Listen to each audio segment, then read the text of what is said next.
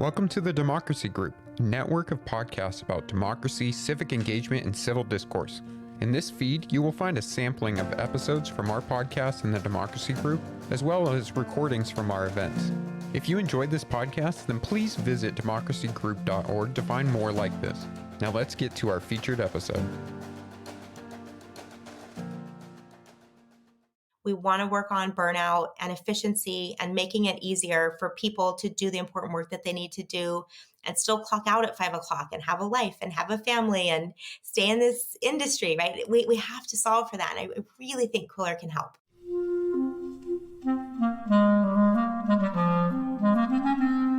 Hello, this is the Great Battlefield Podcast. I'm Nathaniel G. Pearlman. A great political battle is being fought right now between progressives and the forces of reaction on the other side. This show is about the political entrepreneurs and other progressive leaders who are finding new or improved ways to fight. My guest today, Hillary Lehr, is the CEO of Quiller, one of the first companies to apply generative AI to political campaigning. Quiller helps Democrats and progressives write drafts of fundraising emails and helps produce other content types as well. Hillary came to her new company after helping a lot of other political tech startups through her work at Higher Ground Labs. She brings a lot of experience in the space, including with Hustle in the early days. Hillary and I had a good conversation about what she's done since we last spoke in 2019. You should listen to that if you haven't, and about why she took the role at Quiller and what she's doing there. So, after a quick word from my sponsor, my interview with Hillary Lehr at Quiller.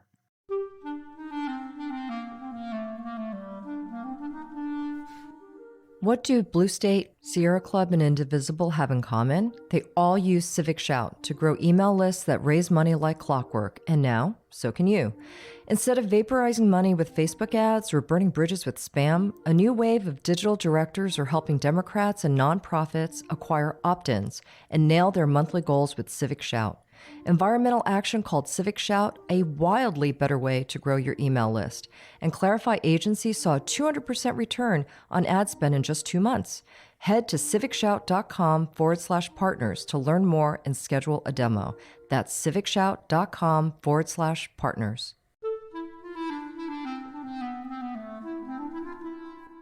How's life treating you? Life is good. My wife and I bought a fixer-upper out in Sacramento during the pandemic, and it's finally just about fixed up. Thank you for taking the time today. Oh my gosh, I'm so happy to catch up with you and chat more. We're at a really exciting moment. Is this the fixer-upper that you're talking about? Yeah, it's a 1915 Craftsman. I kind of grew up in one of those in Boulder, Colorado. Oh, nice. Boulder's great. It's absolutely beautiful there. We have cove ceilings, which is lovely. Those are the best. They just don't make them like they used to. Hillary, it's been 3 years since we talked. And when we talked last, you were at Higher Ground Labs and you spent over 4 years in that role. From everything I can tell, you must have found one of the funded companies to be so exciting that you had to jump to it. But why don't you tell me the story of how things went at HGL subsequent to us talking and how you land now as CEO of Quiller? Yeah, absolutely. So I spent 4 years at Higher Ground Labs. I joined in 2019, just ahead of the pandemic starting. So a lot of my work at HGL, once the pandemic began, was an immediate lift that all of us in the ecosystem participated in, which is just a rapid transition to fully digital campaigning in the middle of a presidential cycle. So our thought leadership activities went online, our trainings went online, our guides pivoted to supporting campaigns, to moving from a ground game really to a completely online and digital outreach strategy. And that really transformed a lot of organizing for the long haul. I think as the pandemic has subsided, we've really found pieces of our adaptation strategy that we'll retain for digital efficiency and other pieces of person-to-person contact that were sorely missed. And happy to be getting back to door-to-door and face-to-face conversations that are so integral to civic engagement. As we started to solidify learnings from the 2020 cycle, the 2022 midterm cycle, the switch into the post-pandemic campaign strategy, there were a number of themes that emerged in the research that we were doing at Higher Ground Labs that we worked to document and incorporate into our investment thesis work.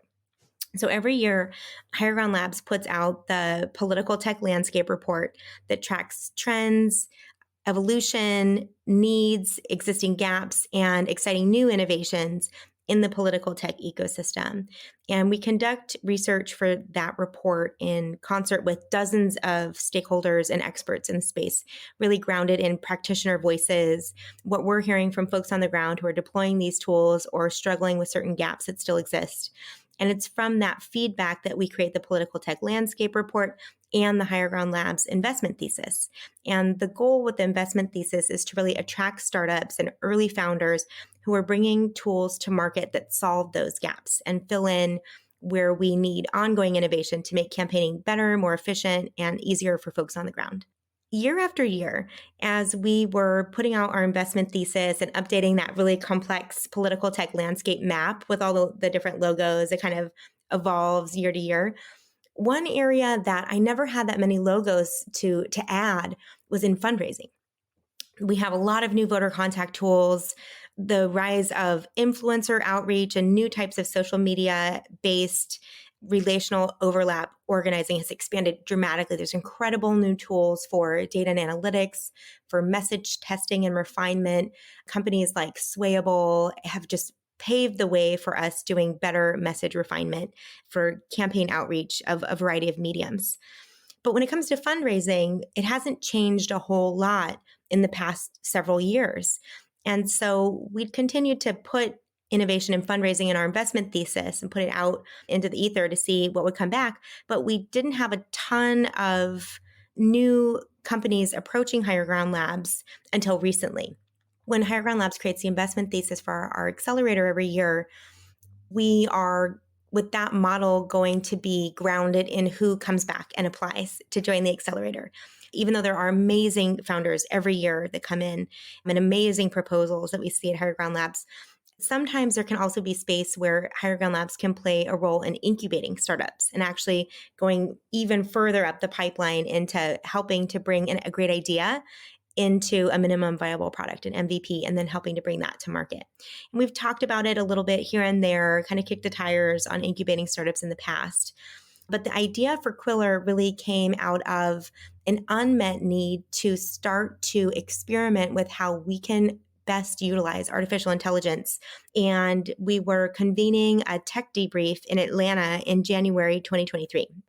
And one thing that came up repeatedly in the debrief, in the landscape report research, in all the interviews that we conducted to create our investment thesis was burnout and the revolving door of talent in our space. People are tired. We've been through a lot. People that join political campaigns and the political ecosystem as Democrats are doing this because we believe we can make the world better, right? So there's no real separation for those of us who work in this space between our morals and our passions and the work that we do all day, every day. And it's hard to find folks who aren't pulling 10-hour workdays, 6 days a week during the most active parts of the campaign cycle. And what happens is when we have entry-level staff that are overworked or underpaid, at the end of the cycle, we have a natural offboarding, and then we lose that talent to other industries where they can be better compensated. And this was something that came up repeatedly, the burnout issue. So that's one of the factors, right? Now, Mike Nellis, the CEO of Authentic, which is a Democratic messaging and fundraising firm, was one of the attendees at the debrief in Atlanta and approached Higher Ground Labs and said, "Hey, I have an idea. Can we teach a robot to write emails?" And this is really early in the AI conversation that took off in 2023. A lot of the ChatGPT and rising familiarity with generative AI really took off like Q2. And Mike was really one of the first people to say, how are we going to leverage this in political tech and in Democratic campaigns? So we started chatting with Mike a little bit more. And that's really how the idea for Quiller was born. It was saying, how can we leverage this new type of technology to help combat the burnout that we're seeing and get more efficient about the ways that we campaign, because there's so much work to do. So it went from an idea to more frequent meetings, and we looped in a phenomenal product development firm called Able, which helped us build out an MVP of the product, engage in some early refinement of the LLM, which since then has become a very robust customization and tagging training process that we engage in to create the Quiller product. And we created an MVP and started testing it out, started working really closely with folks on staff who are responsible for generating tens or even hundreds of emails per week, testing out the tool. We got great feedback and said, hey, you know what? We have something here that could be really valuable, that could be really helpful for these teams. Let's do it. So as we started to prepare to launch Quiller in summer of this year, I offboarded from my full-time work at Higher Ground Labs and passed the baton on our accelerator and landscape report to the amazing folks on staff at Higher Ground Labs and transitioned into a part-time operating partner role there. So I can still be involved and keep a toe in HDL and our ecosystem work, but ramp full-time as the CEO at Quiller. It was really about finding the way to bring a brand new type of technology to market. And introducing new technology in the political tech world is a challenge, right? There's unique circumstances that come up when we're trying out new tools and when campaigners and staff who are responsible for selecting new tech have to engage in evaluating what is a good product or a bad product? How are we going to define the success metrics for a new tool? How can we set agreements that show that the value of this product match our values as democratic organizations and campaigns? So there's a lot of work, close partnership, really good product development, ethical questions to ask, definitions to create, guides and materials to develop that go into creating a brand new type of technology and bringing it into the space. It reminds me a lot of the early days at Hustle. So back in 2016, we were in the middle of Democratic primaries, and I met Perry and ECAD, who were super early at Hustle, in a cafe. And, Perry pulls out his computer and shows me this really kind of early, very, very early stage, kind of almost a wireframe of a product, and says, we're piloting this with a really exciting organization, and shows me how it kind of queues up a text message and you hit send, queues up another one, you hit send. And it was the first time that I'd ever really seen this type of texting. And I saw the personalization that it could create. And I said, wow, I see what this can do. This can be really amazing. And at that time, we didn't even have a term for peer-to-peer texting. I remember the meeting several months later where we had to come up with a term to describe peer-to-peer text at Hustle because we needed a way to distinguish it from broadcast in our sales conversations. But it was a brand new type of technology. So a lot of bringing peer-to-peer text into the 2016 electoral space reminds me of bringing AI into the 2024 campaign space. Because basically after that demo, I said, this is really cool. I see the power of this. And Perry said, well, what are you doing the rest of the afternoon? And I said, I don't know. He's like, come on. And I went back to the Hustle office, which then was like one tiny room with like the mini fridge and the microwave and a printer. And that was it. And just started working. It was right before the Nevada primary. There were really early days at Hustle that have influenced a lot about how I think about the responsibility and opportunities that exist. And I want to lean on that a lot at Quiller. I'm happy to be in a CEO role there because I care about creating successful companies that do good and do well. And I also think it's really important to have people who are committed to stakeholder success, leading and building these companies so that we create companies that are responsible. And when it comes to artificial intelligence, there's a lot of very legitimate concern and dialogue at a societal level internationally about how we roll out AI responsibly. And I think there's even more intensity and importance of having those conversations in the political tech ecosystem because we also want to make sure that the companies we build embody the values that we have.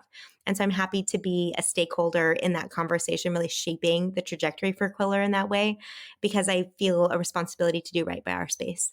There is, I think, a revolution in AI right now.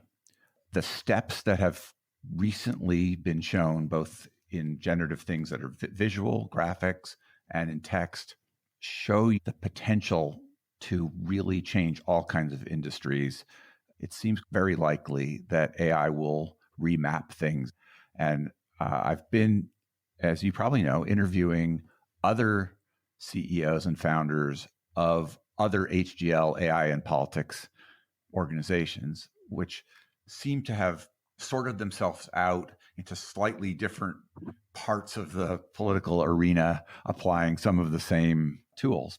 I guess my first question is, as someone who somehow has a foot in both of those camps, how do you sort out where you are versus where the others are, especially because anybody who is ambitious and has raised a lot of money is likely to broaden their ambitions over time? In the early days, it's always tricky to know exactly where a company is going to go in terms of its product offering because there's so much that's unknown. And any good startup is going to refine and reserve big chunks of the product roadmap for those early customers and early users who come in and show us what they want, right? And then we can build it and better service the market with that direct feedback. And this is something that we coach founders at Higher Ground Labs on often is make sure you're building with, not for, because ultimately there are unique tech needs that exist in political campaigns. And it's important that we are listening and building in partnership so that we accurately meet those needs and put campaigns in the best possible situation for all that they need to tackle.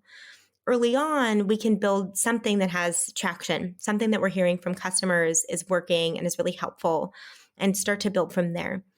As we're doing that, we're also discovering what we're good at and what our lane is. And one of the ways that we've been starting to think about it at Quiller is let's specialize in content production. Right. So if our lane is going to be using generative AI that's very well trained, very well customized, and delivers really high quality content, we can probably diversify the content types more easily than we can build a whole suite of product tools like, a CRM or something like that. So the way that we've been thinking about Quiller's growth so far is really diversifying the content types that we enable our clients to create. It started out with fundraising emails. That's still our bread and butter. Heaven knows we need to produce a lot of fundraising emails in 2024, especially down ballot campaigns that are able to run email fundraising programs.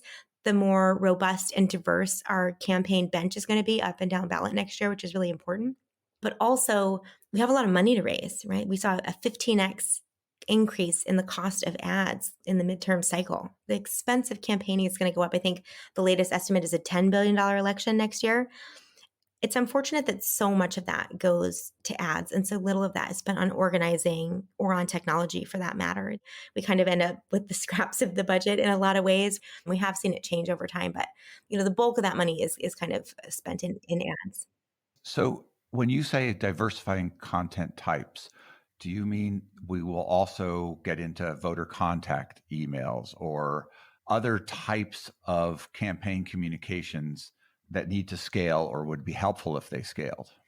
Yeah, exactly. So we started out with fundraising emails and we need a lot of those.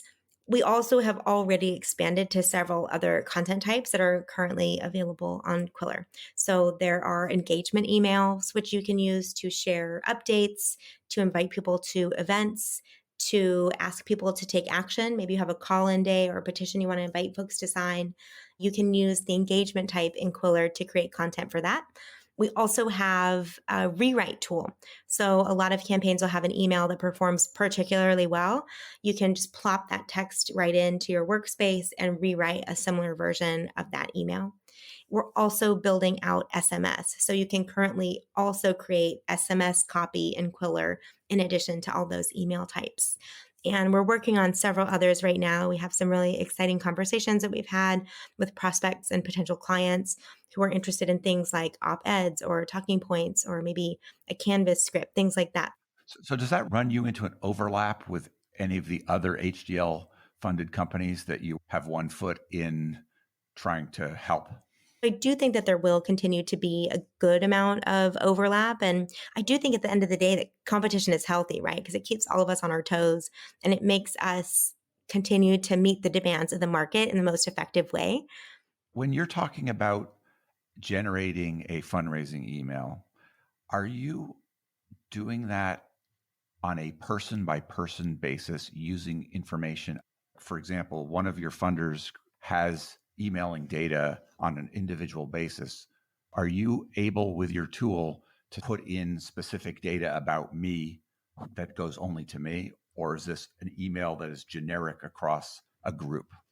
The latter. So we are really excited to be hearing from clients who are starting to get unbottlenecked on content creation so that they can do more testing on personalization, customization of content delivery based on interest level or other demographic info that can stand as a proxy for relevance. And the experiment there would be to see, okay, if we can get unbottlenecked on content creation, can we then use more sophisticated targeting to deliver increasingly personalized content in a way that motivates the recipient to engage more deeply, to give more deeply, to participate more fully because they feel seen and heard by the entity that's reaching out to them. That would be something that the client would use a diversity of Quiller copy to create. So that's going to happen in their CRM or their targeting tools. And we'll just be the content engine that's delivering more drafts personalized in different ways. So the way that the Quiller workspace works, so we have their LLM. On top of that, we've trained and customized the LLM on thousands of pieces. Large language model for those who are uninitiated. Yes. So we trained a customized large language model on thousands of pieces of professionally produced democratic and progressive content that's been hand tagged and trained so that the LLM functions specifically within our talking points and value sets. Is that all from Authentic, or is that from a variety of emails from different vendors and campaigns? And did you have permission for all that training? Something controversial, obviously, in the AI world now. Yeah, we worked very closely with the Authentic team and had their blessing to move forward with that. But did you also use from other consultants or firms? No, there is a larger conversation about once an email is sent out into the ether, does it become the public realm? Who does it belong to at that point? Right now, we're just early enough that we're just focusing on the content that we know is really high quality, that we know has performed well, and that we have the ability to use within that scope. And even within that, there's so much that goes into for every piece of content that you use to customize your instance.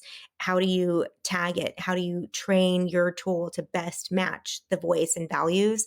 But it is important to train it with very well tagged content so that you can mitigate a lot of the bias that exists in off the shelf LLMs because they're being trained on the entire internet. Who knows what's out on the internet? The talking points that we use in democratic and progressive campaigns is very specific. And so an LLM off the shelf isn't going to mitigate a lot of the bias. It's necessary to take a large volume of customized training copy so that the model learns how we talk in this space and have that as the base model. It's quite a painstaking process. When you look at the results of that, I've seen your estimates. I think that it gets you 70% of the way there, and that it does require still the intelligence of a human being to take it the rest of the way and get things right and, I don't know, fact check, things like that.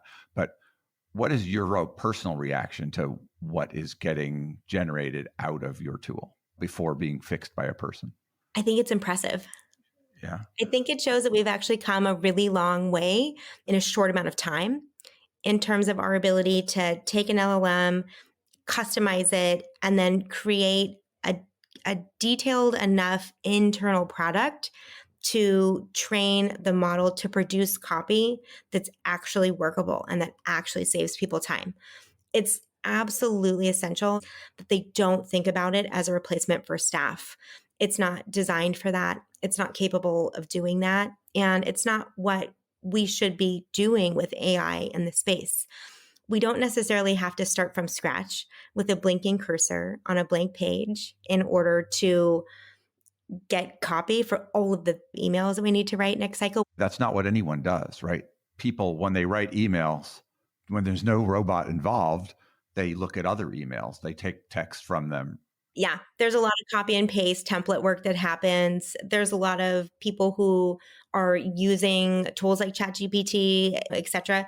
However, ChatGPT has prohibited political use cases, and so have a number of other large-scale LLMs. And so the off-the-shelf content just isn't going to get the level of quality that matches voice that's needed for content in our industry, and also has all these restrictions. So you'll need to train every time you put a prompt through ChatGPT, even if you can get it through without the political flag, you have to train it on so much content already. It's not an efficient process. At the end of the day, you're not saving really much, if any, time.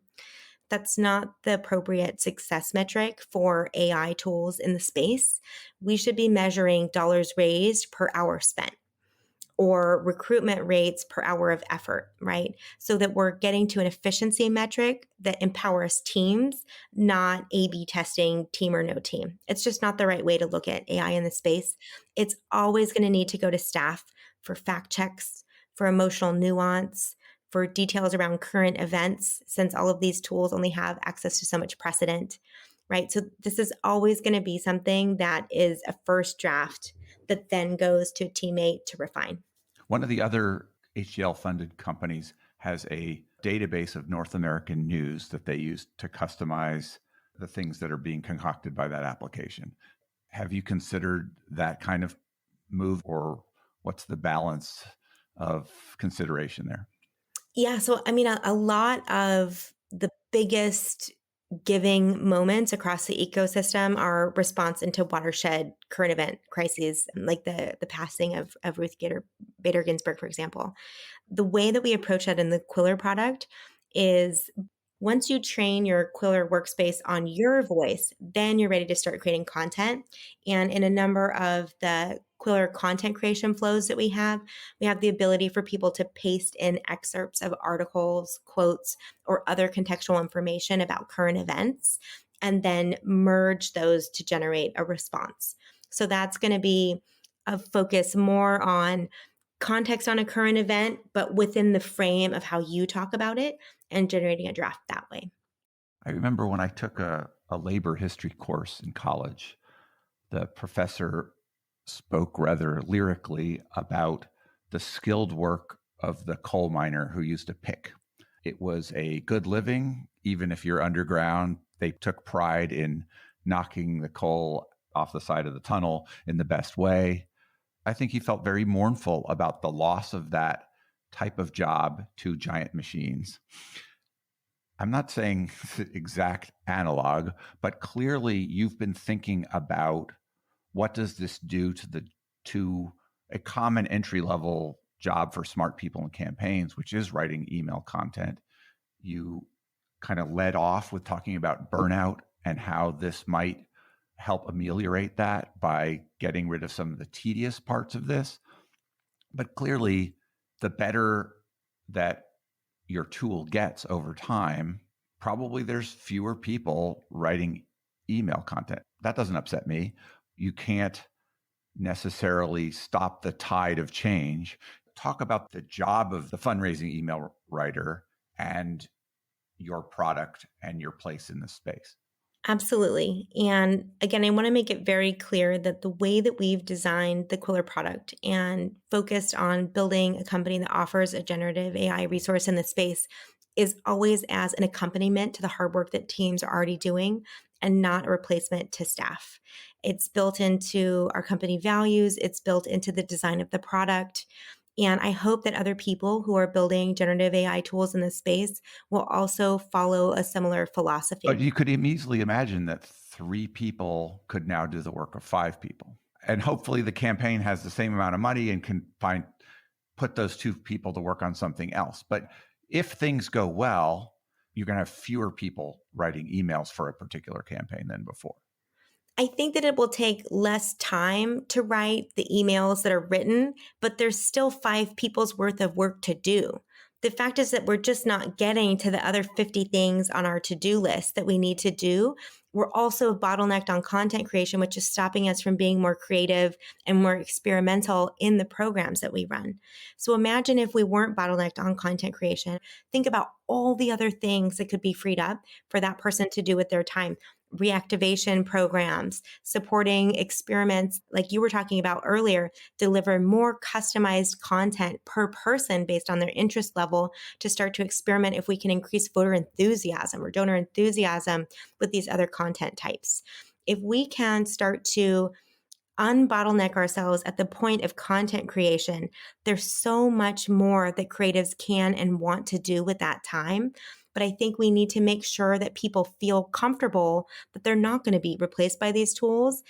And that is really the responsibility of the managers of firms who are introducing these new tools to create agreements with their staffs and also to get input from creatives on their teams about what else they would like to be doing if they have an extra hour in their day. That said, we have to stop doing this like, we're going to be replaced thing when people are working 10, 12-hour days and 6-day weeks. Like the first step is to stop overworking our precious teams. Like we're burning them out. We're spinning them out of the industry every single time. So the first order of business is just like a overworking harm reduction, right? Like let's get to a sustainable place. Is there a world where we could start to explore a 4-day week in this Not industry? on campaigns, no. Is that a world, right? Organizations that are taking advantage of new technologies are starting to experiment with a 4-day work week, right? So the more appealing and sustainable we can make these industries and the more interesting and intellectually challenging we can make a lot of the workloads, the better we'll retain talent and staff. There's always going to be a need for individuals to create content. The ways that we facilitate that process can speed up in incredibly creative and advantageous ways. If I could just give one other example. So graphic designers, right, make ugly things beautiful. I can't even pretend to have any graphic design skills, but when you work at a scrappy startup, sometimes you're on the hook for creating a graphic or creating an image or training material for a partner. I remember using Paint, like, do you remember that app? Like on my first computer when I was in high school, it's like huge computer and I used Paint. It was so difficult to create anything. And now we have Canva. In a couple of minutes, we can create beautiful graphics. We have access to open source template libraries. We can finally create graphics that start to look really polished and professional in a matter of minutes instead of hours. Graphic designers still play a pivotal role in their organizations and companies. There's so much more that they can do. There's more content that they can create overall. There's other tasks that they can get to. There's experiments that they can support. Although AI may start chipping away at some of that as well. I mean, that's just the nature of it. Yeah. It will continue to evolve and it'll evolve rapidly. I think the main point that I want to make is that we shouldn't be afraid of these new tools. We should be very quick to embrace them and make them work for us. And us is all of our teams. I think I actually agree. One of the challenges, you have some funding from grassroots analytics, but there's Mission Wired, which is somewhat similar in the data that they sell. Authentic owner is the founder of this company, but there are lots of firms that compete with Authentic in the space.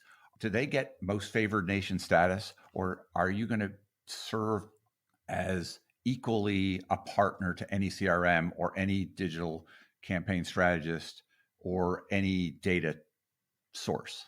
What's the plan there? Yeah. It's been wonderful working with the Authentic team as our earliest adopters. They really helped show a lot of those early use cases and how we could best refine the product to support their teams and save them time. But there are so many firms and campaigns and organizations that are also strapped for time that could take advantage of the resources. So our goal is to make sure that anybody can use the tool so long as they are a Democrat or progressive. Being limited to Democrats and progressives is in our company charter. It cannot be changed. So that's the table stakes for us for who we work with. But that said, anybody within this space is welcome to use the tool as long as they stay within the terms of service.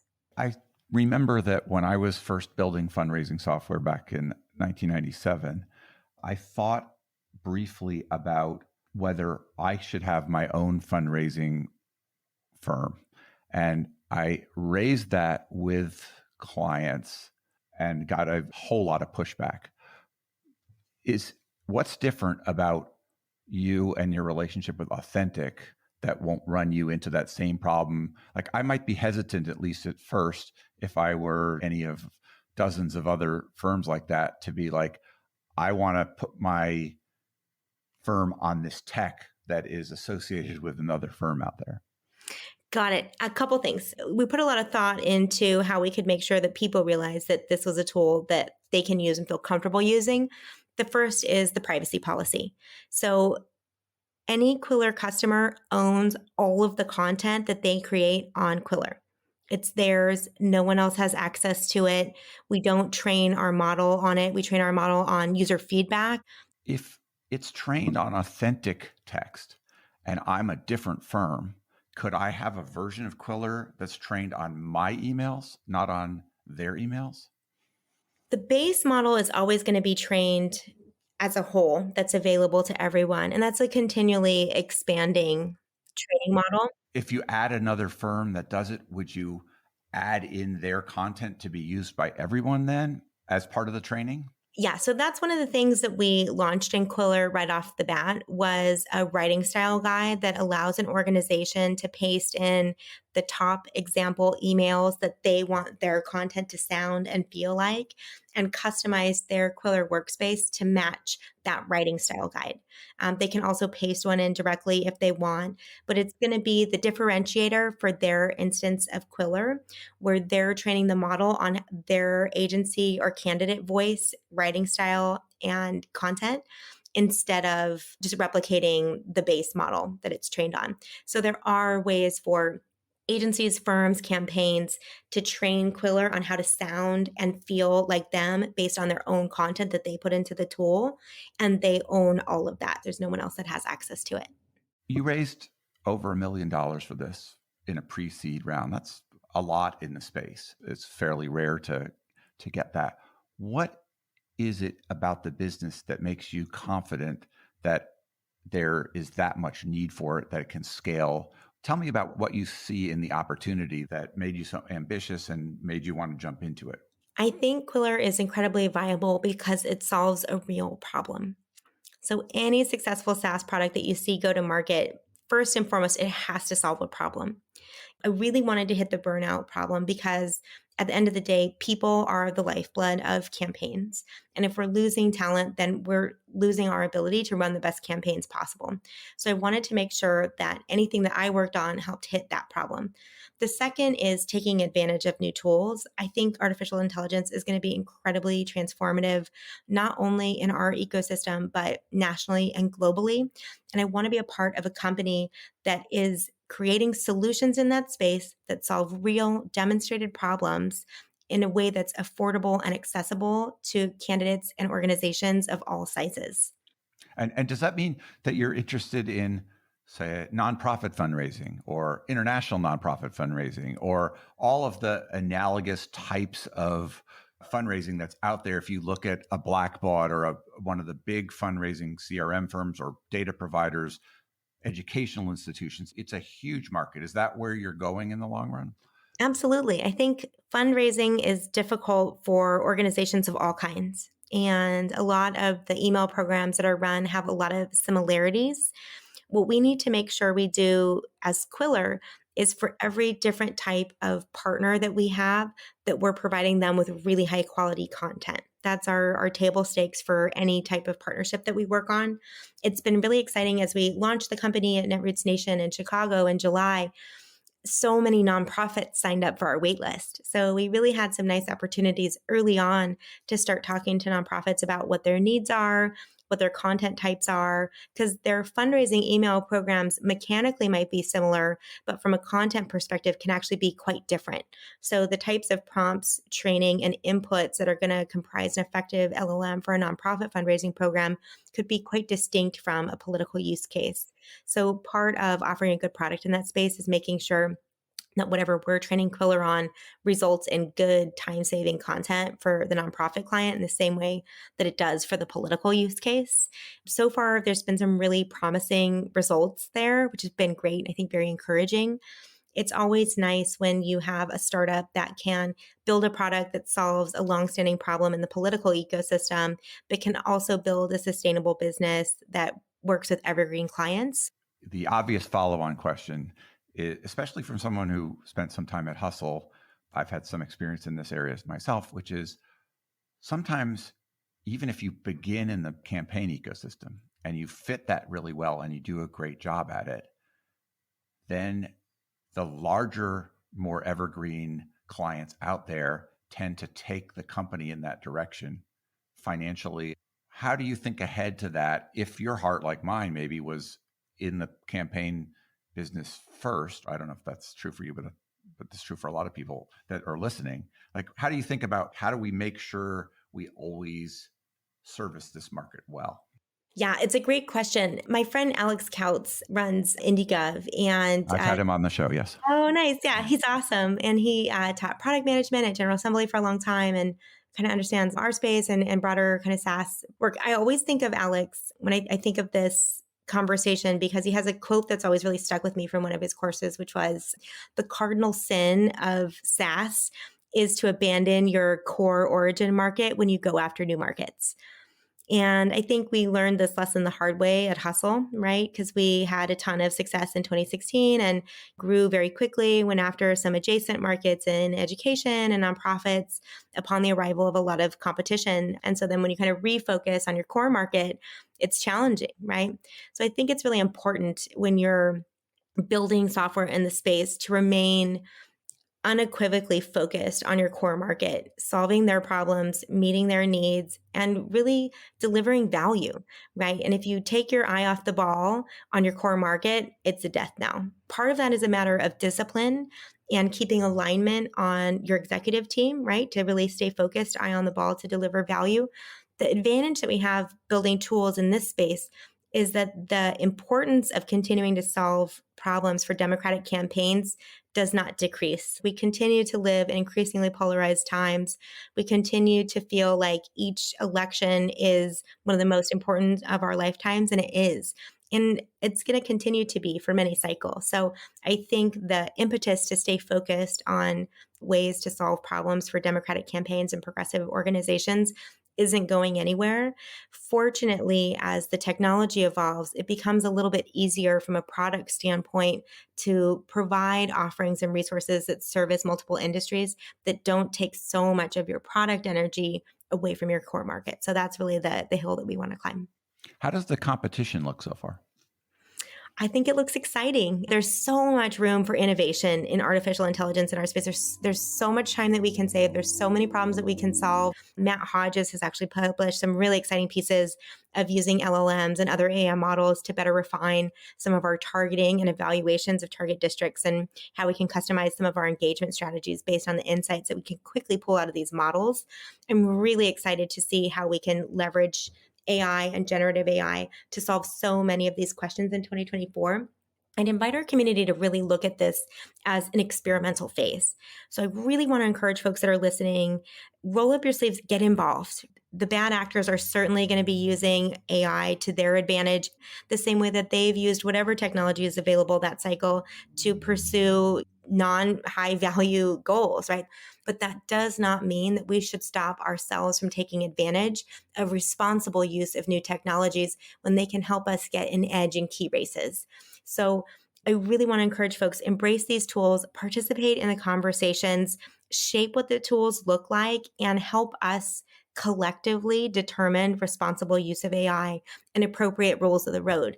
They're really exciting conversations. They're open. The more people at the table shaping that together, the better and more accurate those rules of the road will be. It's definitely a moment for engagement. And along the same lines, I think the more experiments that are out there, the more people that are building tech using these new tools, the more data points that we'll have to point the way of what's working when we debrief the 24 cycle. And when we look at 26 and 28, we'll have that much more information and learning from tools that are available across the space. Quiller does have some incredible advantages being first to market with this new technology and having a team of highly experienced folks who are dedicated to a responsible and high efficacy way to bring this tool to market. But we want to invite the broader community to really participate in this process because I think it's through the feeling of ownership and engagement on this that we'll actually get to the adoption where we see the game-changing effects of the new technology. And in the meantime, we're working really closely with stakeholders to make that happen. In most of the previous roles that I'm aware of that you've had, the title wasn't CEO. How does this fit you? What are you learning in a new role? It's been a blast. Being a CEO is a fun and intense responsibility. What I love about it is being able to build on a lot of experience when I'm building a team, making a product decision, or developing a company strategy. My favorite thing about being a CEO is getting to build a team. The talent in this space, the people who are attracted to work in this industry and to build out the political tech ecosystem are absolutely brilliant. And they're motivated and driven by such admirable goals. The chance to build a team that is experienced and diverse in that experience is such an asset to our overall efficacy. So we can all lean on our superpowers to be greater than the sum of our parts and have a lot of fun while doing it. That to me is my favorite part of leading a company. I also appreciate being able to lean on 2 decades of experience to be a decision maker that's confident, right? So I'm going to build a great advisory board. Anytime I'm in a decision making position, I'm going to want to surround myself by folks who have deep experience in different areas so that when we make decisions or consult on decisions, we're getting a ton of different points of view so we can confidently chart that path forward. I also think that we need more women leadership and diverse leadership in positions of decision-making power across the space. So it's been a real honor to be able to step in this role, to be trusted by the team, and to have the ability to really build a team and chart a course for bringing a new technology into the space. And I'm happy that it's not my first rodeo. Why don't you kind of catch me up on what have you been building, what's happening in the market? If you have any integrations, you can set those up. We've shipped quite a few at this point. We integrate fully with Action Kit, Action Network, ActBlue, ActBlue Fastlane, and Google Docs. We also just shipped a Chrome extension that you can use for NGP Van. So you can get all of your content created in Quiller into Van, into Action Network, or exported to a Google Doc, for example, if your team needs approval from a principal to sign off on copy. So all of that's very quick to set up. And once you have that in place and you've trained your workspace on how you talk about issues in Quiller, you can create unlimited pieces of content with just a few prompts in a matter of seconds. So we have fundraising emails, we have engagement emails, which you could use for an organizational update, a campaign milestone, an action alert, such as a call-in or a petition ask or an event invitation. We also have email rewrites where if you had a piece of content that performed very well and you just want a different version of it with maybe slightly different emotional cues or urgency levels, you can paste that content in. And with all of those email types, you basically answer 3 questions, like what's the ask, what's the reason, what's the context. And then you have a couple of knobs for setting, which type of emotional tone, what urgency level you want it to strike, and approximately how long you want it to be. And you hit generate. And Quiller will smush all of those inputs together and generate a first draft, one after the next, after the next. We recommend creating about 4 to 6 drafts, then reviewing the ones that you like and choosing the one that best is the starting first draft. It then goes through a very essential proofreading flow. You're going to want to proofread for factual accuracy, people, dates, times, locations. If Quiller doesn't have all the exact details of that, it might try to guess. And so you have to do a really solid proofread to make sure that the factual accuracy is there. It is a very essential step. You also want people in there flexing the things that humans are best at, right? Emotional nuance, candid responses to current events or breaking news. Those are going to be human-centered activities. So let's let Quiller and the algorithm be strong in what it's strong in, and then let's let people be strong in what they're best at, right? So all of that kind of nuance, fact-checking details, and then a final approval process. All in all, for creating a fundraising email, our partners who came on board said it would take them on average about 90 minutes from start to finish. So from the blinking cursor on a blank page to a final approved draft where they're ready to hit send in their CRM is 90-minute or more process, often more. With Quiller, with the draft process, having to not start from scratch and just get it across the finish line with a fact check and a little cleanup for nuance, you're looking about a 5 to 10 minute flow. So just saving about 90 minutes on average for creating a piece of copy is phenomenal. There's a lot of benefits there. The work that we do is so emotionally taxing and fraught, especially in our polarized climate. Having to generate a really moving piece of content that motivates and reaches people is intense to have to do over and over again. So if you can get a piece of content that builds on a template, customizes it, and makes it in your voice and tone so that you only need to use your mind for a proofreading and kind of editing flow, it significantly decreases the cognitive load. And then you can apply that open mind space and that open time to more strategic work, to relationship building, to donor calls, to voter contact, to trying the strategies that we never get to on our to-do list because we're just cranking out content. When we're finally unblocked on that, there's a lot of creativity that's being opened up. So that's the email flows. We've got fundraising emails, engagement emails, and email rewrites. We have an SMS generator. So you have a lot of your Quiller workspace that's been trained on your talking points, your issue position, and then you can go through a very quick flow to create drafts of text messages to send to supporters, which is great for just condensing a lot of important work into a very small character count. And we're just starting to work on op-eds. Our op-ed feature is in beta. We're working on it with some really exciting partners in the coming weeks. We're excited to be getting ready to share more. And having a really refined long form narrative function is a big feature that we're excited to start rolling out on the platform, starting with op-eds, but of course that can lead us into other types of long form narrative as our customers request of us. So that could be additional talking points, maybe scripts for canvassing or phone scripts. Long form narrative can also be used for mail, like snail mail. There can be some significant time savings.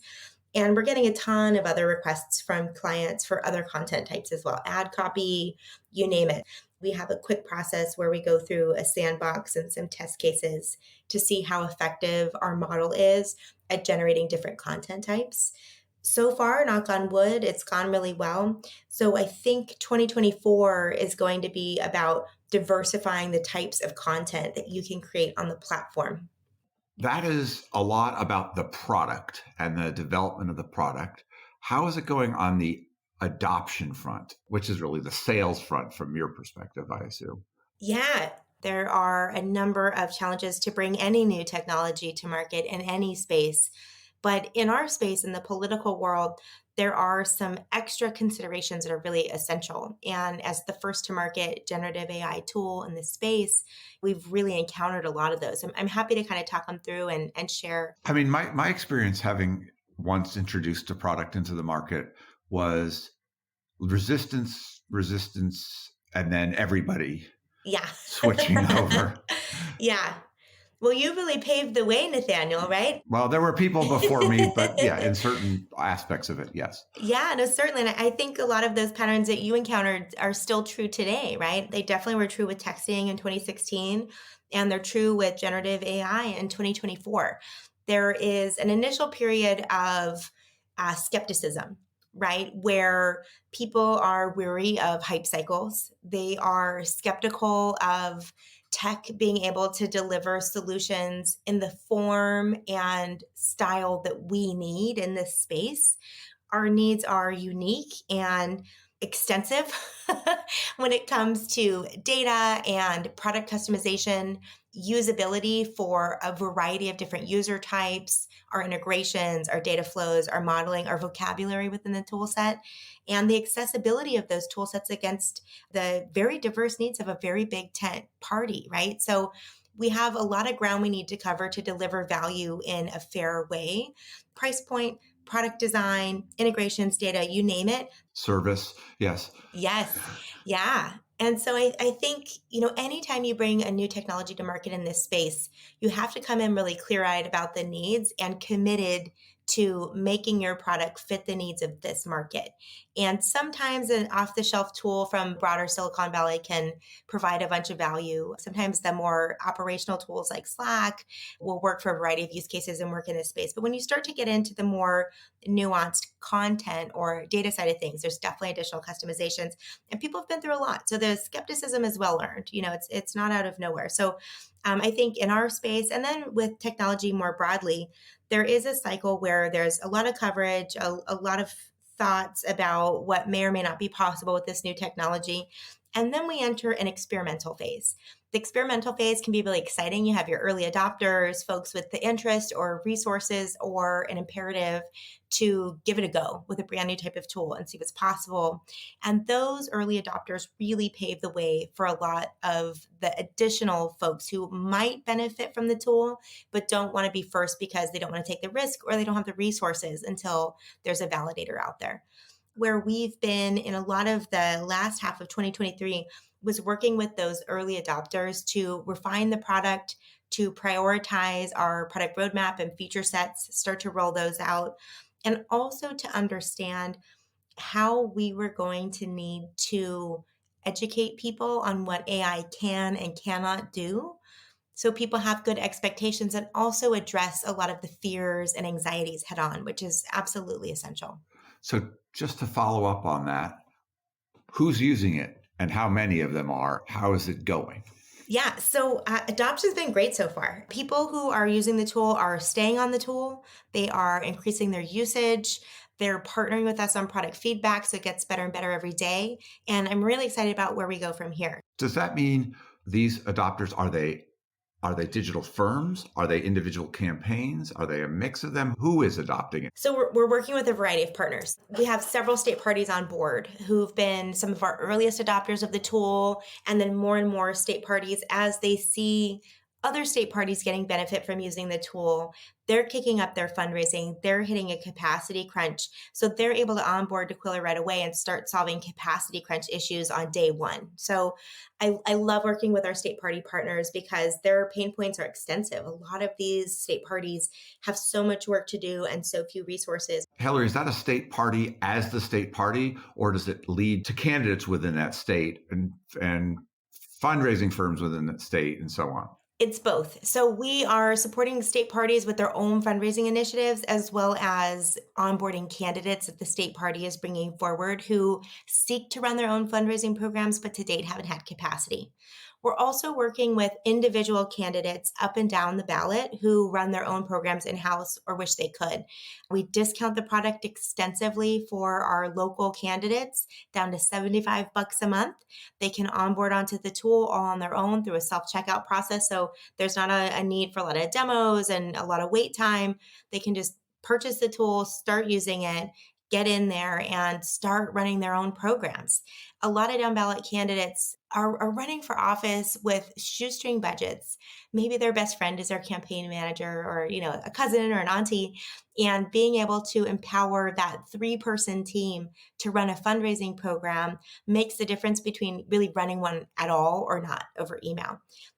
You have this very unique perspective of having worked at HGL and helped a lot of startups that are in the same space. How would you compare the trajectory of Quiller with sort of a standard trajectory of some of the other firms that you've been involved with and understand their path intimately? So I love all of the HGL portfolio. They're just phenomenal. Great founders, great teams, great products.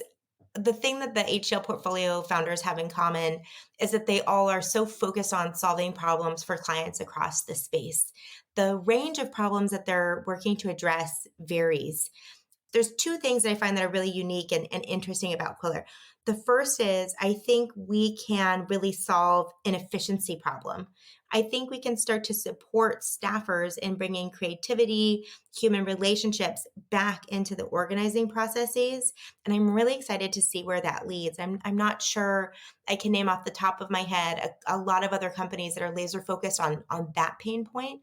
They're focused on some of the other pain point issues in the. So you think that there is more potential for kind of an efficiency gain here that frees up other cycles among the staff? Is that what you're saying? So I think the first problem that we're knocking out is an efficiency one. We lose talent to other industries where they aren't burnt out so much every cycle.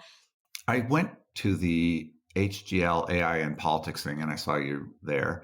When I was walking out, which I did in the middle of the day as I had some other things to do, I ran into a staffer from one of the bigger and more successful digital firms going out. And we walked for a number of blocks together and chatted. And I asked him if they were they using AI in their email writing? And he said, no, we're not. We have really good writers, and we consider what we do at such a high level and so specific to the campaigns that we work with and the nonprofits that we work with that I don't think it's under consideration at this point. And I suspect that there's a pride in the writing in some firms and among some writers that is justified. And maybe this isn't a good fit yet. If you were having that conversation with that person, what would you say to them? Absolutely. And I want to start by saying the writers in our space are some of the best in the business. There's tremendous talent in this space, creativity, drive, and people work really hard to bridge the gap between campaigns and our donor space, our engagement space. It's essential work. Nothing about the use of AI is a ding on the talent of writers in this space. It's an augmentation. And going back to your question earlier about rolling this out and how it's going, I think anytime you introduce a new type of technology that's going to change how we accomplish work, there's always going to be fear and concern as we navigate the process. A lot of the hype cycle around AI broadly in society has talked about job elimination. And it came up a lot with the SAG strikes last summer. And there are a lot of very valid concerns at a societal level about the role of AI and the future of work. And we need to be a part of those conversations. However, I also don't think we should paint AI's advantages in our space with the same brush without looking at where are the places where we actually are being overworked, where we're burning through talent, and where we have to turn away clients because we don't have the capacity to take on anybody else to help them run their programs. So I think when we look at the state of fundraising in 2023, 2024, it's tricky. We're going to need to continue to adapt how we fundraise and how we generate content so that we can hit the volume required to meet the fundraising goals that help our clients win. And that's not a ding on writers in any way. It's an augmentation and a support so that we can hit the volume and maintain the quality that they set the bar for. And that's why we've designed the Quiller product to be a first draft generator. We know that AI can't generate content that will be anywhere near the quality of a staffer and a writer, and we don't want it to be, right? We want it to be a product that can very quickly hand them a set of drafts that are about 70% of the way done that they can review and then add that expertise, add that nuance and talent that's unique to that writer. If ChatGPT is the strongest of the large language models out there and you're not using that because of their policies, let's say, I'm just guessing, what makes you think that what you've put together is that significantly better than someone on their own sort of using one of the tools generically? The Quiller model is LLM agnostic. So we built the model specifically knowing that the landscape of LLMs would be changing rapidly every month. So the current model that's the best model is going to be completely different from what's the best model in 3 months. And who knows which terms of service policies are going to change when. And we didn't want to tie our whole wagon to one pony if in case something went wrong. The way that we built the Quiller platform was LLM agnostic. We developed a rubric so we knew what our baseline requirements are for privacy, data ownership, security, and customizability, along with bias mitigation. We evaluate LLMs according to that rubric, and from the remaining LLMs that are available to us, we then have a sandbox instance where we test all of the Quiller use cases and evaluate the quality of those outputs. We may land in a space where we actually use different LLMs for different content types as we diversify the content types that our users can generate on the platform. But for now, we're really happy with the LLM that we're using. We've migrated it before to make sure that it hits the quality bar. I'm sure we'll inevitably need to migrate or diversify our LLM sourcing again. But we have really good TOS in place and agreements there, so we feel confident about that model. The bet that we're making is that we can do some of the heavy lifting for LLM selection, customization with a high volume of content types that assist with bias mitigation and making the model produce content that meets the kind of the unique voice and tone that we have broadly in our big tent, whereas some of the off-the-shelf models may struggle to replicate a lot of the voice, tone, and vocabulary that are more common on the left. And we hear this a lot from people who are using ChatGPT before they hit the political use case block, which inevitably people will run into. But if they're experimenting with, can I create a piece of copy in ChatGPT? I mean, you definitely could here and there. And for some people, that may be all they need and that works for them. What we're finding is that a lot more people are running into the political use case block sooner. And the other disadvantage of the ChatGPT platform, while extraordinary and mind blowing in its capabilities, it still is a little bit of a clunky tool where it's this chat format and you have to paste in huge prompts and chunks of copy and contextual information each time in order to generate. The way that the drafts are saved is a little bit clunky and it doesn't integrate with any of our CRMs, right? So it can be a good off the shelf experimentation tool to get familiar with AI, which I definitely encourage everyone to do. Just get in there, get familiar, because then we all get a little bit more comfortable with the new technology and have a little bit more insight into what AI is good at and also what we're better at. It's not a magic silver bullet. It's not going to solve all of our problems or replace all of our work, but it can result in some time savings.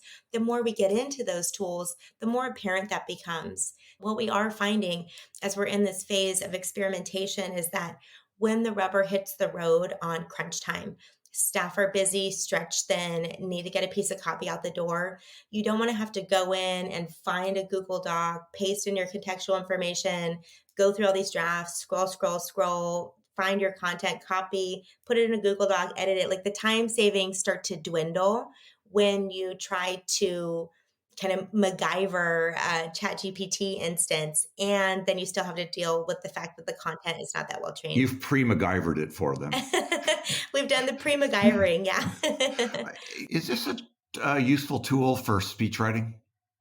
Absolutely. Yeah, I think what I'm finding for Quiller is you can really customize at the workspace level of voice. So if you're a larger campaign and you have surrogates, for example, maybe you have a celebrity or an important political figure, and you want to and have permission to create content that sounds like the voice and tone and speaking or writing style of that individual. When you paste in the writing samples and the other customizations that are available in the workspace, you can generate a piece of content that really starts to move nicely in that direction. Again, you still need a staff member to go in and finalize, but the longer form narrative flows that we started to experiment with in the op-ed feature are very compelling. It's pretty good content. So I think to be able to start from a speech that's 70% done and go in for a little bit of that nuance, a little bit of the relevance, whether that's cultural relevance, stylistic, if you're working in specific communities or specific geographies, having someone from those communities, from those geographies, be the human in the loop to do the read is really essential. I'll flag that from the very get-go, but it's doing pretty well with having a solid draft to start from for speech writing. If there's a certain variance in emails heretofore written by human beings who are obviously reading other people's emails and copying them and also generating them fresh, do you think that using Quiller is going to expand the variance or reduce the variance of what the output is? Are things going to all start sounding like they were drafted by Quiller? Or is there enough in here to make them more creative and therefore more variance in what we see going out? I really hope we get a chance to work with our partners on the latter. I think already a lot of fundraising emails in the space have quite a few similarities. I mean, there's definitely some differences in style attributed to a few different approaches that are in place. But every firm and every campaign that's sending out emails has a pretty quick turnaround system that they have to stick to because the volume required to hit our goals is so high. If we get a little bit unbottlenecked on content creation, and that opens up a little bit of time for experimentation, I think you'll start to see a lot more variety in the emails that go out and we'll learn so much together. So I think with Quiller, and the efficiency gains on content creation, we'll enter a period of testing where the emails don't all sound like Quiller. They all sound like the variants that we've always wanted to test that we never had time to create. We'll go through a learning phase there. I think very quickly we'll see and develop some best practices around the level of testing and personalization that results in gains or efficiencies, if any. And then I think we'll settle on some new norms that are probably a continuation of the existing best practices that a lot of firms and campaigns have already blazed the trail on. Could Quiller at some point be generating the TV ads for a campaign or the first draft of them, the video and the ideas? Or there are so many directions that consultants currently work in that one could imagine that the engine that sits behind this, as those engines get better and better at different parts of it, could be also a co-pilot. Certainly. It's a great question. I've been working in the political tech sector for 15 years now. And so you're just getting into it, I understand. Now, I've stayed in this space because we have very tricky, thorny challenges to solve. There aren't quick fixes. And I think the more that we can retain talent and keep experts and institutional knowledge in this space, the better we'll get at fundamentally solving the challenges that we hold and delivering wins for the wonderful people who work in this space. And for me personally, that's my true motivation. How can I support the people who have dedicated their time and their lives to protecting our democracy and ensuring democratic wins up and down the ballot? Down ballot is another one of my passion places. So I think a lot of our technology has delivered some phenomenal new innovation that can be used top of the ticket. And I'm really excited about that. I think there's more room for growth and adoption at top of the ticket. And there are resources and opportunities to test at a scale at that level where we learn a lot. But it's crucial that we make sure to take that development, that innovation, and deliver it into real, accessible solutions for our down ballot candidates, folks who are working at the local level to build relationships and drive change. There's 500,000 seats up for election this cycle, right? So how can we make sure to diffuse and accessibilize and decentralize the tech in a way that people can make good use of it and they can afford to? I think in some ways there's some really great folks who are running at that problem, thinking of Adam Miller and Universe and a number of HDL companies and beyond who are working on that. Very committed to that. And it's going to take some time to solve that problem, but I think we're starting to chip away at it, which is really exciting. So of course, I want to make sure that we solve the primary pain points that we really want to knock out with Quiller. We want to work on burnout and efficiency and making it easier for people to do the important work that they need to do and still clock out at 5 o'clock and have a life and have a family and stay in this industry, right? We have to solve for that. And I really think Quiller can help. So I think we have to solve that one. We've got to work on improving down ballot accessibility. So I think building a tool, keeping it super usable, effective, and cheap, right? $75 a month is going to be a way that we can really run at that problem and knock it out in 24. So say we do that, right? Say we're starting to deliver real wins. People are feeling good, right? Best case scenario. What else can we do in 24, right? We got a big cycle ahead of us. So say we knock out all of those things. It's going well. Adoption's taking off. We're starting to deliver wins for our down ballot candidates in primaries and other races. Let's look at what else we can do.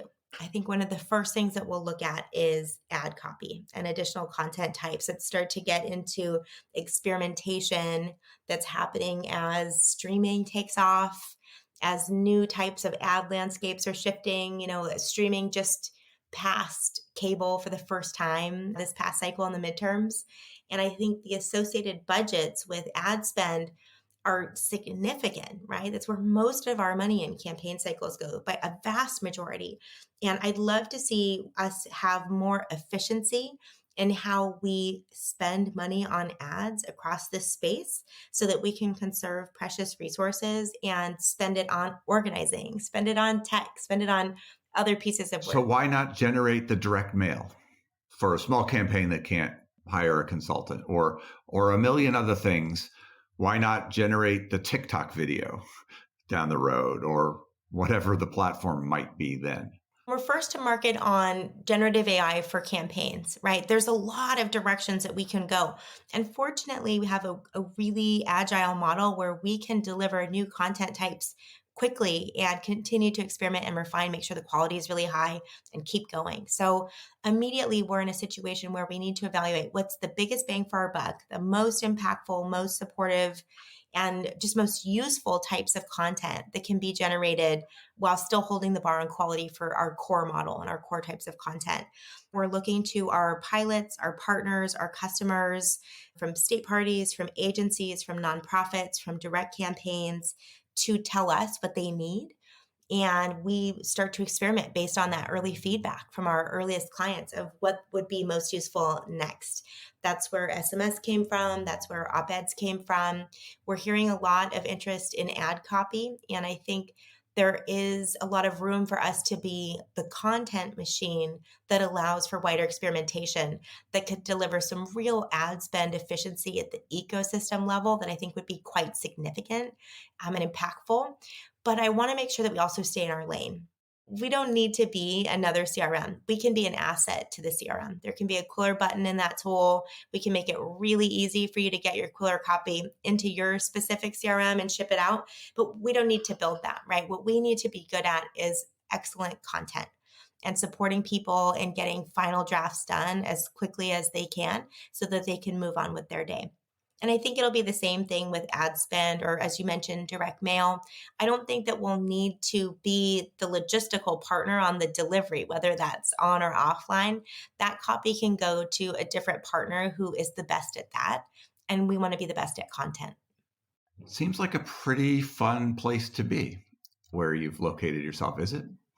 Yeah, it's been fun. I mean, the early days of a startup are very fun for me because the work is big and small. We're a full-time team of 3, right? So we're designing the logo, we're sending the emails, we're onboarding the customers. We move really quickly and it's kind of all hands on deck. We all wear a lot of hats and have a lot of fun. The early days, I think, are some of the most special days for any You're startup. not 3 people now, though, right? Yeah, we're 3 people. Oh, wow. Yeah, we're a lean team, but we're going to be hiring soon. Stay tuned. But, I think we really designed the tool so that people can kind of get in there and get what they need without needing a lot of handholding and a lot of support. That was very intentional because we really want to scale this cycle. So that's a lot of like the small kind of day-to-day task, just task after task after task. But in the early days of a startup, you're also thinking big. You're asking yourself, where do we want to be in 5 years? What do we want to support our customers on first? What's the appropriate role for AI in elections in 2024, in 2026, 28? And how do we build a company that sets the bar on how to do good with AI in the electoral cycle? There's a lot of attention on the risks, and we need to be really clear-eyed about the very real risks of generative AI in the hands of bad actors who don't have an ethical framework that they operate in when it comes to electioneering and interfering with the electoral process. And we need to be ready to respond to that. Fortunately, so much of that response is a muscle that we've already built in responding to misinformation. And so much of the best practice around fighting misinformation goes back to things that Democrats are great at: trusted messengers and long-term relationships where people get their information from people they know and trust, and can help a little bit with the fact finding and sorting through an ever-increasing pool of content, which may or may not be true, as AI gets more and more sophisticated in creating especially video, audio that can be misleading. I think we'll need to really develop some rules of the road on disclosure, particularly for audio and video copy. Maybe disclosure is the pathway or truth telling is the pathway, but we need a format by which to hold bad actors accountable without holding ourselves back when we act in accordance with the rules of the road. And I think that's where a lot of people's heads are at as trainers, as leaders, as funders, as decision makers, is how do we align on some rules of the road and frameworks for good use of AI so that we can take advantage of these new tools and hold bad actors accountable and call out when people aren't using it appropriately. And so I think that's a really interesting conversation.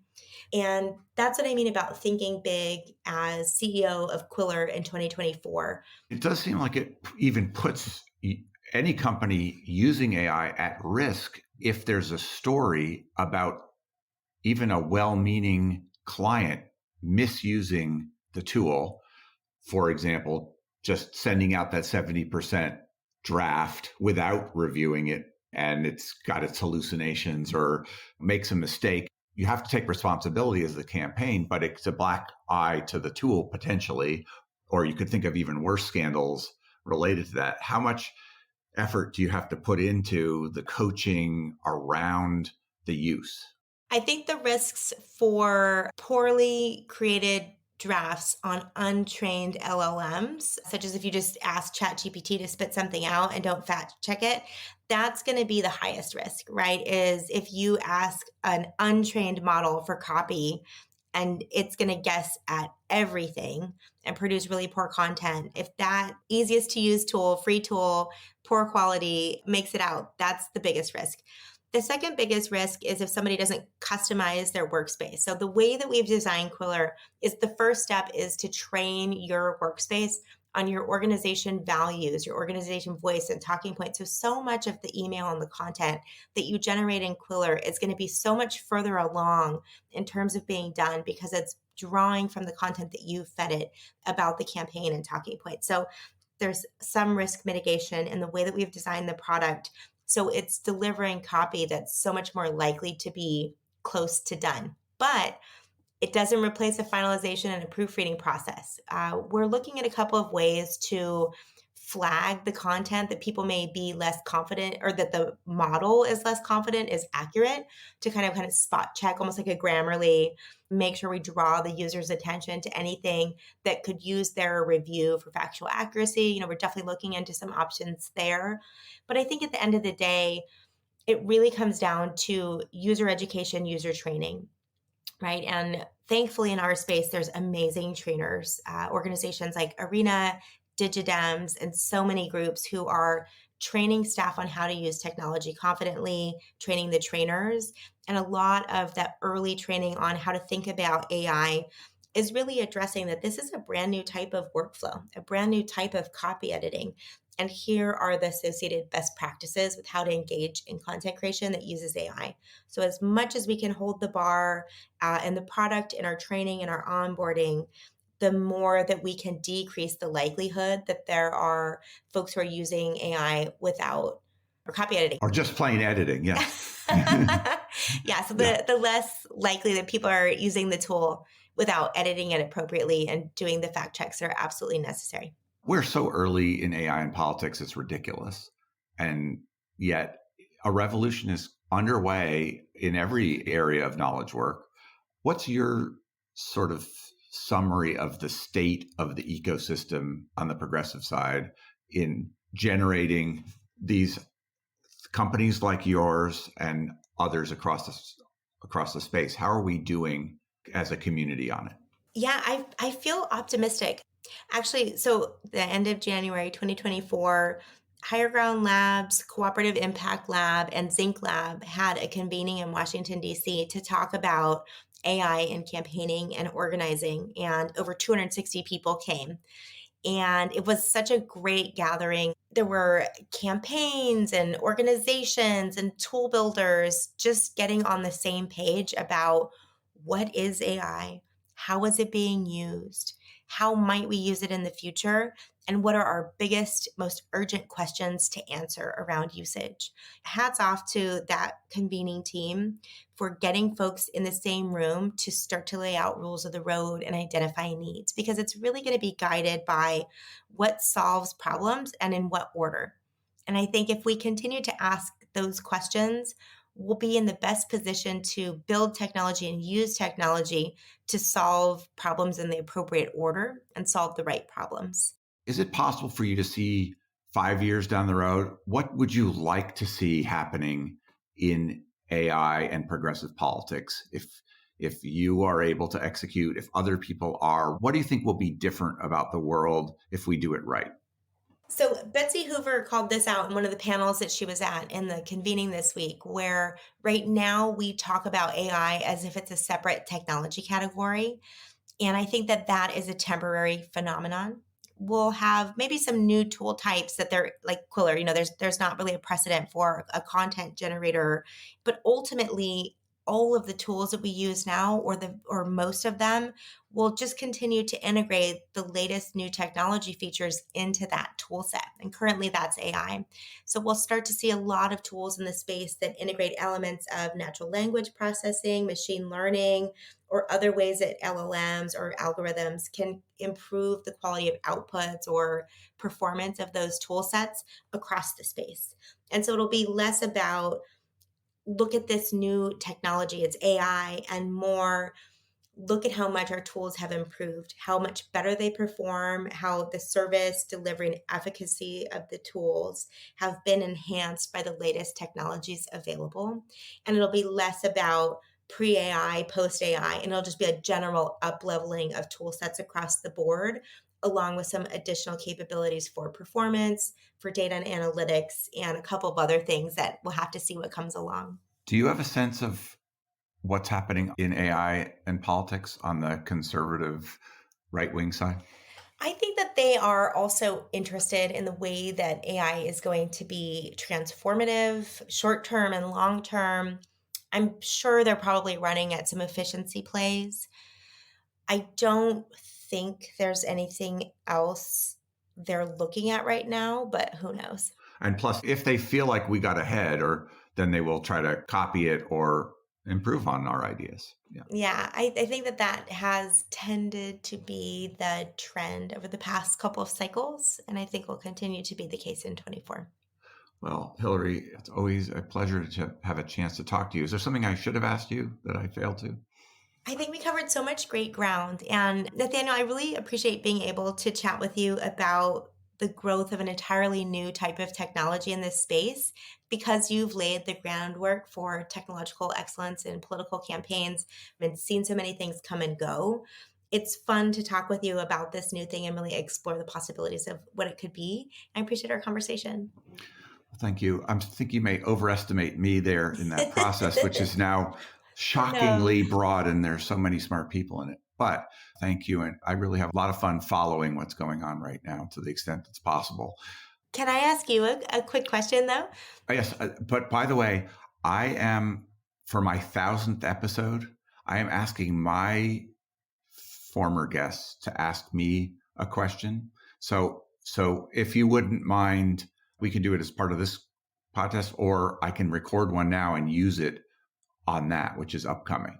I don't know which way you want to go on that. Sure, let's start it now. Okay. Well, what's your question? So you asked me a minute ago where, 5-10 years down the line, I see the role of AI or, the new types of technology in this space. Having been such a formative part of the political tech landscape from the very beginning of political tech being a thing, what do you think can or should change the most in the next 5 years? Well, by the way, the use of computers in politics goes back before I was born. Winthrop Rockefeller running for governor of Arkansas and using computers to run lists. It has gone along with the development of computers. I always feel rather humble about being asked a question about the future. I think it's very hard to predict. I hope that we can find a way to be a combination of more integrated and more distributed. The big problem for a long time has been, how do we share information? How do we incorporate innovation broadly, allow the incentives of the market and people's commitment to winning to flourish, to try their own ideas, and then to fit them in and share them and apply them broadly. And sometimes that runs counter to the incentives of a particular firm or many particular firms, or not just firms, but the nonprofits and other entities that are part of the process. So I hope that we get better and better at developing an ecosystem that works to generate improvement and to pull it together. How's that for an answer? That's great. Yeah. I'll get right to work on it because I agree. I wish you luck with this enterprise, and I love the perspective that you bring to it. Thanks.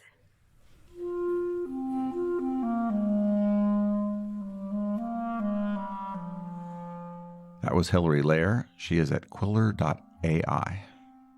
This is Nathaniel G. Pearlman with the Great Battlefield Podcast. You can find us at greatbattlefield.com or by searching for Great Battlefield in places where podcasts are found.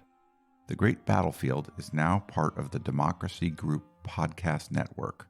Visit democracygroup.org to learn more about other podcasts that cover democracy and civic engagement.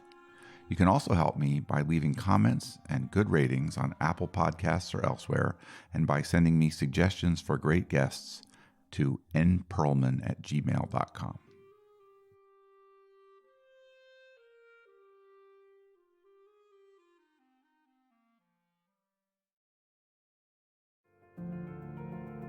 Thank you for listening to this episode from the Democracy Group. If you want more podcasts like this, then visit democracygroup.org. There you will find our events, topics, and a newsletter as well. So head on over to democracygroup.org.